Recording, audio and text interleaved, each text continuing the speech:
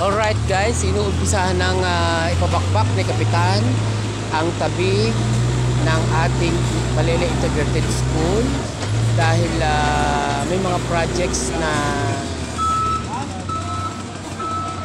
isa ito sa mga projects na inuumpisahan na rin at ang ating likod ng school ng Balele Integrated School ay papatagin at babakbakin yung mga sides na yan. Nakikita ninyo pati yung bakod ay aalisin iyan at para may daanan ng sasakyan or malalaking sasakyan na maaaring gawin nating daanan para sa ating mga proyekto dito sa likod ng school.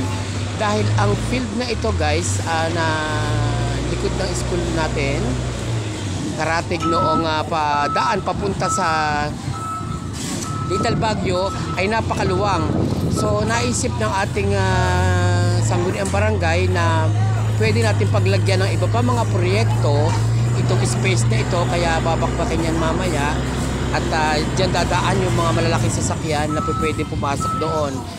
Maraming pwedeng paggamitan ang lugar na iyan na nakikita natin sa ngayon upang magkaroon ng mga projects. Pwede tayo sa mga livelihood program, pwede natin gamitin yan sa mga track and field, pwede paglaruan ng softball at magkaroon tayo ng liga dito sa Balele.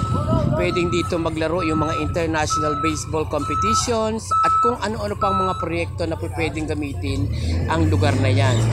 So at this point ay nililinis at pinapatag ang lugar na ito upang maisakatuparan natin ang ating iba pang mga proyekto na magaganap at pwedeng gawin dito sa ating barangay. So sa pangunguna ni Captain Art Lirio at ng sangguniang barangay officials, ang lahat ng samahan ay nagkaisa at nagpulong upang isatuparan ang proyektong ito sa madaling panahon.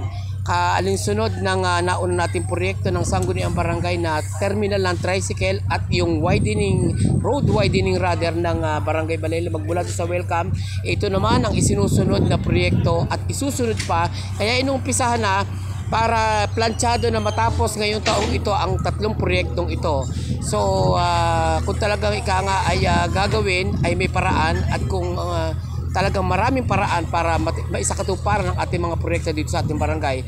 So in the meantime guys ay pinapatag muna at nakikita nyo sa oras na ito, napapatagin yung lugar na yan at tatanggalin yung pinakabakod na nag-uugnay doon para gawing daanan ng mga sasakyan upang makapasok doon, at kung anumang proyekto ang ating nakalaang isagawa sa lugar na ito ay makakadaan ng maayos rather ang ating mga sasakyan at ang mga halimbawa ay malalaking trucks na pwede mag-deliver ng mga gamit upang maging magandang infrastructure rather, nabubulol na ako Tapos para ika nga ay yung kaluwangan na ito ay mabigyan natin ng pagkakataon na magamit ng ating barangay sa mga proyektong darating at mga inaasam pa natin. Kaya mga kabarangay, suporta lamang ang kailangan namin sa inyo. Huwag kayong ika nga ay huwag na nyo kukontra. Basta kayo sumang-ayon na lang at maganda ang proyekto ng ating barangay sa pangunguna ni Captain Art Lirio.